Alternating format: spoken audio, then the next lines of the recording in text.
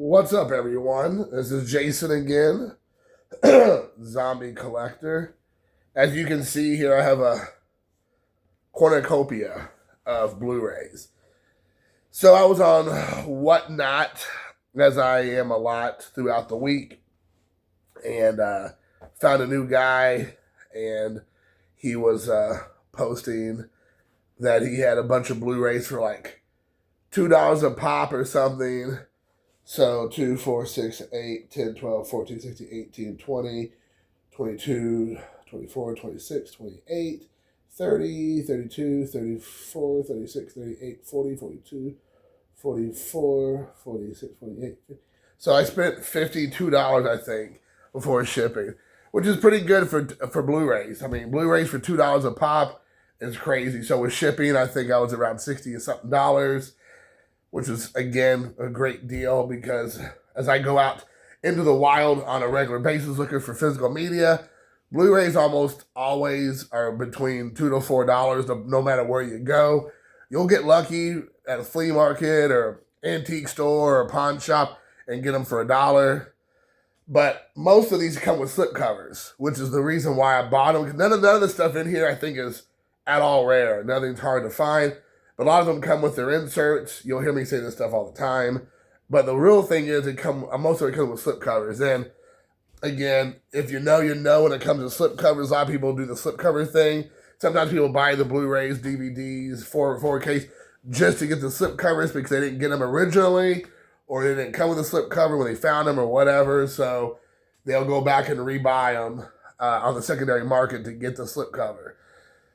So what I'm going to do is go through my collection because I know I have a lot of this stuff, but I know I don't have a lot of it with a slipcover. And again, for $2, I'll be your Huckleberry. Some of this I don't have. Most of this is for my personal collection. I'm upgrading DVDs and Blu-rays, or like I said, they have the slipcover / inserts. So I will throw the non-slipcover Blu-ray into the sell on eBay pile. The first up is Zack and Miri. Filmed in Pittsburgh, PA. The original title was Zack and Miri Make a Porno, but you can find that on DVD, I believe, that original title from Kevin Smith. But when they did the re-release or the people got upset or whatever, so they changed it to Zack and Miri, and so they just took off the other part. So anyway, so you can find that original title. I'm not saying it's rare. Again, I think that's a DVD only, but it's a variation that you don't come across a whole lot. So anyways, you got this. After looking at this, I think I might already have this, but this was the 3D version of Captain America, the Winter Soldier. So again, I'm not for sure if I have this version. I think I have, it's right behind me. I think I might have just the Blu-ray. So again, if I get this, I have the Blu-ray and the 3D. Again, I don't have a 3D TV, but just to have it because I'm a completist. It's a sickness, if you know, you know, in those scenarios where sometimes you buy the same movie, 3 or 4 different versions. So there you go, Captain America, Cap. Next up, another Kevin Smith joint, Cop Out. People crap on this movie. I actually like Cop Out. It's Bruce Willis and Tracy Morgan, which I'm not a big Tracy Morgan fan. He plays the same character, like, legitly in everything. His Saturday Night Live run, his comedy, his TV shows, his movies, whatever. Just the same thing. I mean, it's Tracy Morgan playing Tracy Morgan. So, I mean, it's whatever. I mean, he has some funny moments, of course. You know, a broken clock is right twice a day. So, but again, I think it's funny. You know, I enjoyed it. It's been a long time since I've seen it. But I know Kevin Smith and Bruce Willis hate each other from this movie or strongly disliked each other from back then. It was not a good shoot for either one of them. But I do remember thinking this was actually pretty funny. I haven't seen it in a long time, but again, for a couple dollars, you got it. Next up, it's Jason Statham in The Mechanic. So I like its action movie. This is a Charles Bronson kind of remake or reimagining with Jason Statham, but Mechanic was, I believe, a Bronson film that came out in like the mid-70s, I want to say, starring also Ben Foster and Donald Sutherland, which I remember seeing this in the theater and liking it quite a bit. They made a second one which I don't remember being as good, but, you know. I just actually watched this movie last week on DVD. I forgot I bought it on Blu-ray, so I'm going to probably pop this in because the DVD looked like crap. It was like that 16 by 9, so we have a big screen TV like I have. It was like, you know, you have the big screen TV like this, but then the actual film is like inside this little rectangle. It looks like garbage. So I'm hoping this version will be much better, more cleaned up, like a Blu-ray. It restores it to the full, you know, widescreen glory, the 1.85 or 16 by 9, 1.85 1. So Highlander, the director's cut with Sean Connery and Christopher Lambert. So anyways, I like this movie. I love the Queen soundtrack. The Queen soundtrack's great. I completely forgot that Clancy Brown's the bad guy in this. I don't know what I was thinking. When I saw him, I was like, oh my gosh, that's Clancy Brown. But this is a little, like in the sports card world, we call it an error card, when it's something that's supposed to be not what it's printed, it's supposed to be something else. This movie came out in 1986, but it says on here 1996, which it did not come out in 1996.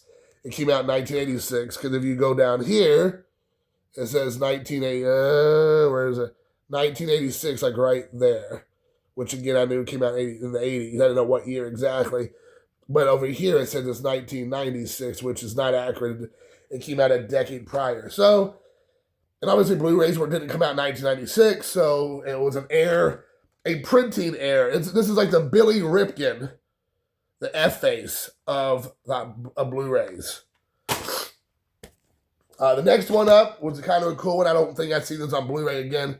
Not necessarily rare, but Sean Connery in The Hunt for October with everybody's favorite gunslinger, Alec Baldwin.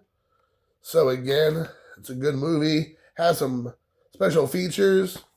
I've not seen this movie forever. When I did see it, of course, it was on DVD or on TV. So it's been a while, and so we'll definitely be checking that out. All right, next up. I'm gonna do another Sean Connery. I've like 3 Sean Connery movies in a row. The League of Extraordinary Gentlemen, or Extraordinary Gentlemen, I guess, whatever you prefer.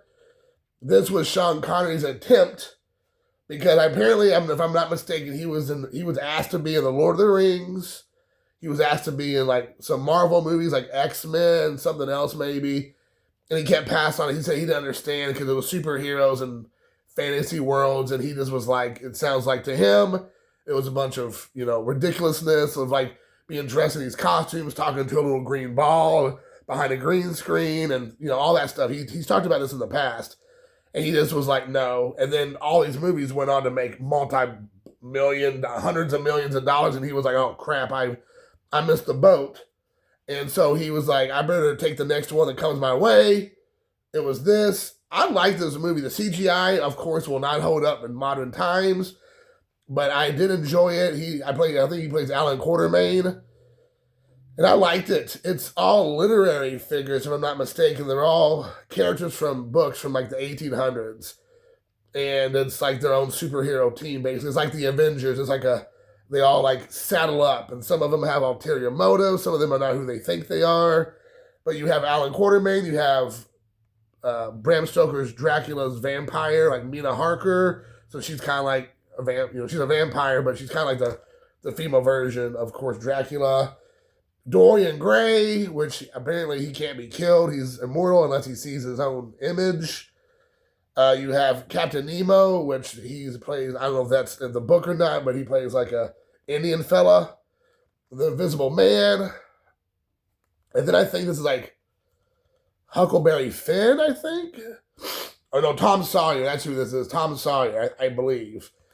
And then you have, the last guy, Dr. Jekyll and Mr. Hyde right here. So there you go. And then, so that is the list. And it's a good movie. Some people kind of crap on it, but I enjoyed it. I thought actually it's quite good. Next one up, it doesn't really need an explanation, Caddyshack on Blu-ray. I come across the DVD all the time. I never see the Blu-ray. Again, not saying it's rare. I just don't see it. And for, again, $2, I will do it. All kinds of special features on the back. A lot of these Blu-rays, only the special features is a lot of commentary tracks, which, again, being a movie fan and fanatic and a cinephile, I love the commentary. So sometimes I'll just put the commentary on. Because I've seen the movie 100 times, 10 times, 20 times, whatever. So I really don't need to see the movie again per se. So I'll just listen to the commentary track while watching the movie and having other things going on. Next one is another one I have not seen on Blu-ray before. It's, again, my neck of the woods. It's a Nick Castle joint. It is The Last Starfighter, Nick Castle being the original, Michael Myers in Halloween. But yes, I love this movie from the 80s. I want to say this came out like 82 or 84, 1984. But this had tons of special features. I liked this movie a lot when I was a kid. Catherine Mary Stewart's in this. She's great in it. So anyways, Last Starfighter 25th Anniversary Edition. Booyah. And another, a Blu-ray that I've never seen either one of these movies on Blu-ray. So again, I want to see it. I think this has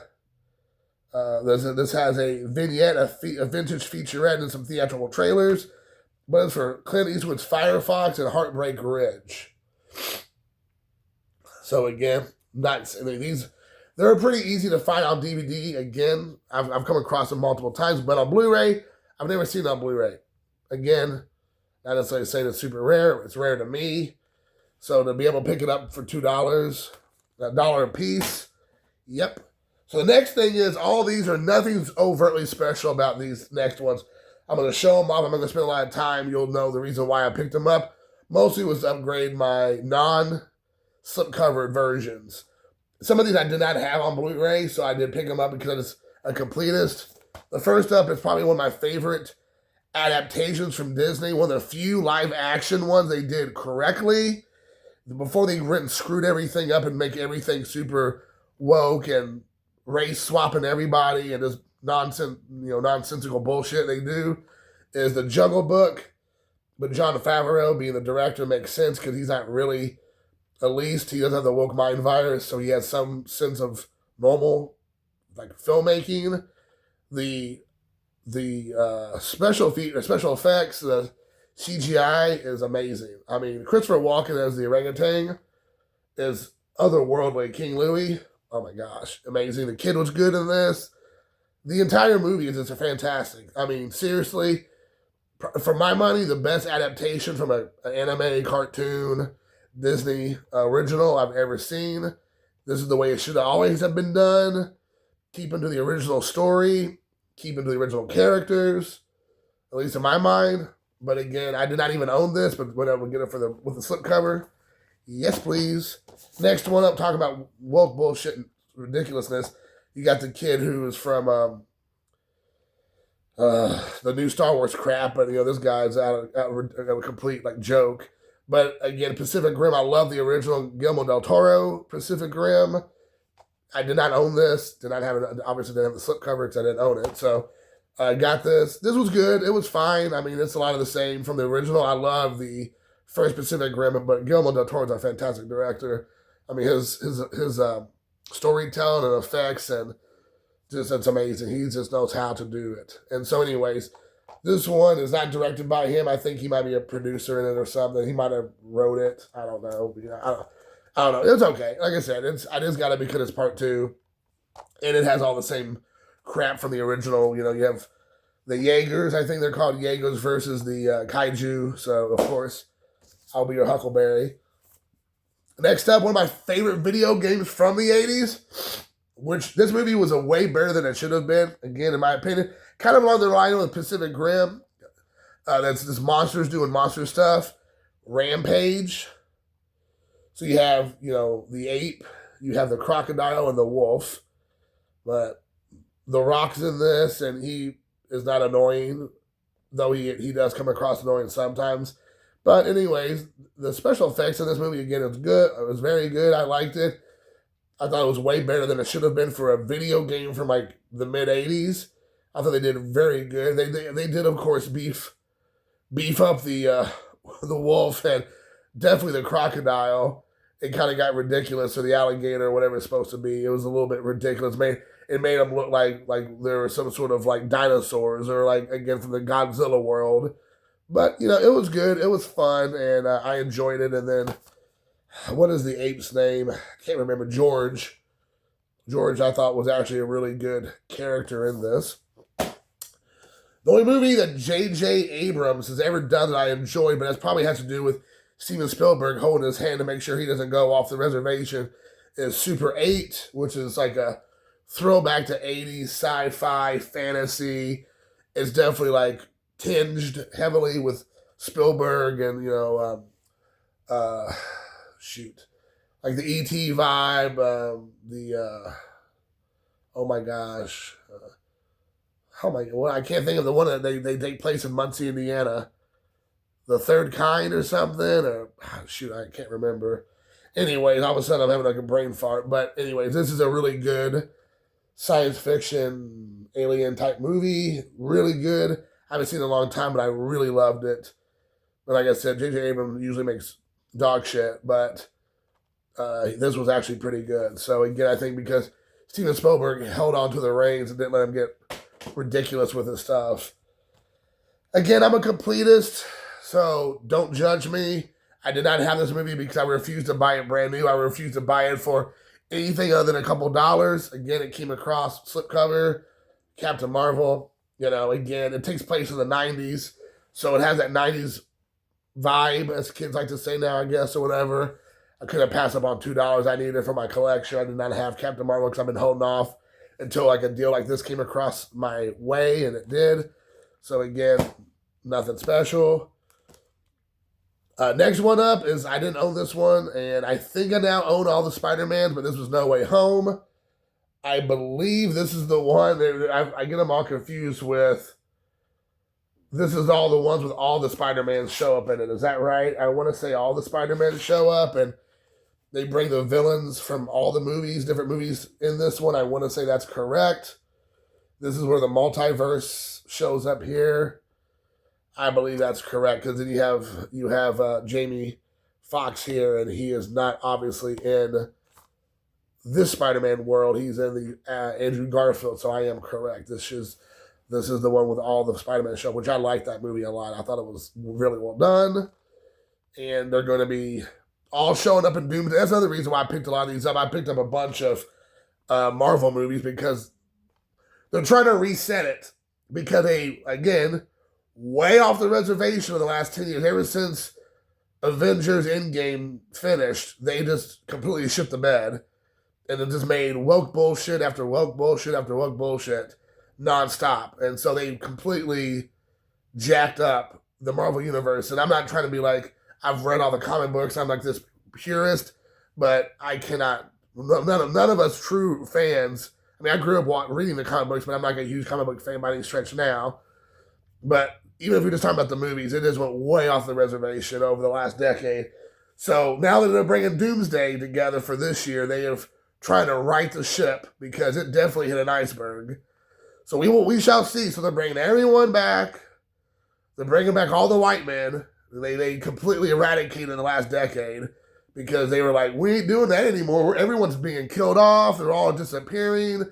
Their contracts aren't being renewed. They're all going to go off into the distance. Well, now they're all back. And so I kind of want to brush up on some of the movies that I enjoyed, or just ones I haven't seen in a decade or longer, and see, okay, because I am assuming, that makes you, that a lot of them will be really killed off in this next time, or they're going to reset the universe because they're going to do Secret Wars, and that's, I'm sure, their way of trying to reset the entire Marvel universe. So we shall see how they really will do it. But I have an old-timey feeling that everyone, because they already show that almost everybody's going to come back. Like, even ones that were never in the original one because they owned by Fox or whatever, are all popping back in. So we shall see how it shakes out. But anyways, talking about woke bullshit nonsense, Thor: Love and Thunder, truly an awful movie. I mean, you had all kinds of nonsense in this film.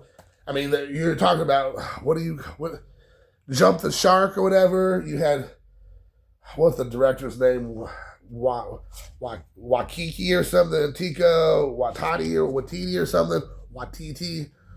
I mean, he did okay the first go around, the one with Planet Hulk version. That was actually pretty funny and okay, but it went, I mean, he just took it to the next level on this one. It was just the nonsense. You have Natalie Portman as female Thor, and you had whatever the hell Pegasus, whatever her name is in this, I can't remember.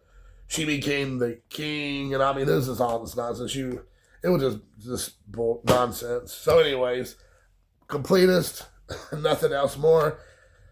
Ant-Man and Wasp, I don't really remember anything about this. I think this one has Lawrence Fishburne in it, because he was supposed to be like also a super hero / villain. I think he was from the 70s. His character was, the character was like from the 70s. Shoot, what was his name in this? I can't remember. Oh, there, that is. Yeah, he is in this, but I can't remember. But anyways, this is the one that introduces, I think, the one that phases, the phaser, the ghost or something. But again, everyone's a woman. All the characters are, Paul Rudd's character is a goof. He's a dunce. He's just a goofy, having to have, the woman always save his ass because he was just such a doofus. Like, again, that's Marvel for you. Next one up, this was actually pretty funny. I enjoyed this more than I thought I would enjoy it. Again, this is the Fox version. Again, they still owned it at the time. This is Deadpool 2, Electric Boogaloo. And you have, oh my gosh, what the hell? I can't remember his name. What? Oh my gosh, what is his name? Josh Brolin. Sorry, Josh. This was actually a lot better than I thought. Again, some of it's ridiculous, as you'd expect, but it's pretty good. Is this the one with the... Yeah, okay, no, I take that back. Everything involving not the fat kid, because again, body positivity. The fat kid, the fat British kid or whatever, which was like annoying as hell, is like, he needed to have like a nice stern talking to. Everything involving him, which is, of course, the whole movie really involves this character, was not stupid. All the stuff that didn't involve the kid was great. All the Josh Brolin stuff, all the other characters they introduced, pretty makes me laugh. It was all pretty good, but the stuff with the kid, he just is like a whiny ass kid, and I'm assuming that's how they wanted him to play it, but it was annoying as hell. And then I got this one because, again, I've said this 1,000 times, because I did not have the ultimate version, I don't believe, of X-Men Wolverine. Not a good movie. Nothing overtly special. I mean, again, it's the 2-disc Ultimate Edition, and it's a slipcover, so that's the reason why we're talking about it right now. I had this multiple different times, but I never had the slipcover. True Grit, one of the best remakes of a original I've ever seen. Love True Grit, but that has something to do with the cast. Josh Brolin, Matt Damon, and Jeff Bridges. And I can't remember that girl's name. I want to say Haley something. Yeah, Haley Steinfeld. But great movie. Absolutely. I still like the original. Of course, John Wayne. I mean, absolutely. John Wayne's the man. But True Grit, I mean, what else to say? It's a great movie. Next up, I did not own this one. I think I own all the Transformer movies, I believe. I feel like there's 20 Transformer movies. But I did not have this one. It's Bumblebee, which I love because I think Bumblebee takes place in the 80s. Oh, this is a Haley Steinfeld too. That's crazy. I'm like a theme going with I'm buying lots of the same actors and actresses in movies. I can't remember what year this is supposed to take place. I want to say it takes place in the 80s or the early 90s or something. But again, this is great. I love this movie a lot. I'm not a big John Cena. I'm not a big John Cena fan, but the movie is great. Bumblebee, I mean, the special effects is great. Yeah, so good times. And I didn't own it. Didn't have a slip, obviously. And then, let's see here. I have this one. I did not have this in version. It's a 3D lenticular cover, DVD, Blu-ray. It had like 4 discs in here, I believe. There's apparently music disc in here as well. I don't know, plus music it says. I did not know that. Oh, it's a digital album. Okay. So again, I did not have this cool lenticular cover for $2. Look, he's waving. He's like, hey everyone, I'm Tony Stark. All right, I picked this one up for 2 reasons. One, it has like kind of like a hard box. Kind of not a hard box, but it's like a little bit sturdier than your slip cover. But it also comes with this like book, which I thought was kind of cool. It's like the stunts of the movie, different kind of stunts for the movie. And I never knew this existed. I mean, of course, the versions I've always had were just the regular, just non-slip cover, non-box, non-booklet. But now that I have this, I have this already on, as a Blu-ray, but I will definitely be holding on to this now. And then lastly, my last 2, I'll just show them together because it's the same universe. Godzilla versus Kong, and then Godzilla, King of the Monsters. I believe I have these 2 already. I do not have the slips. They were pretty hard to find, at least where I was at. And so buying them both with slips was the reason why. And again, $2 a pop. It sounded like, oh, I'll be your Huckleberry. So I will do it. So there you go, guys. That is it. Hope you all enjoyed the long video, but these are all Blu-rays. I believe I said I spent like $50-ish with shipping was around $60. So I got everything. Did I do well? Did I completely take advantage of? I should have never spent that much money. This was too much money for these movies. You tell me. Were you like, Jason, you completely got hoodwinked? But anyways, until next time, guys, thanks for watching. Peace.